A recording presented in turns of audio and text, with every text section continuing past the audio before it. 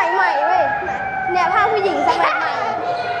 อันนี้ก็ฟาโรห์เพิ่งมีมาไม่นานเนี่ยไม่ออกแล้วนะเว้ยคนนางกินรีสมัยใหม่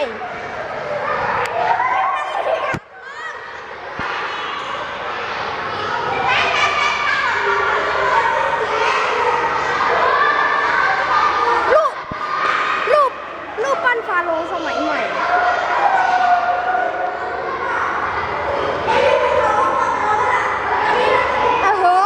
บันทึกวีรกรรมกันเกียงสุดมึงน่าจะชอบไอ้สองคนเนี่ยนะ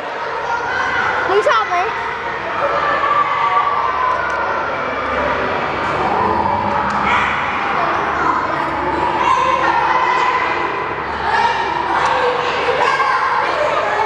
ลุยปะฮะวนไปใหม่รูปฟาโรห์สมัยใหม่หัวฟาโรห์สมัยใหม่อันนี้ก็สมัยใหม่รูปปั้นสมัยใหม่รูปสฟิงค์สมัยใหม่อียิปต์สมัยใหม่เฮ้ยกบไม่มีกบหาพ่อมึงเนี่ยไม่กลัวกบ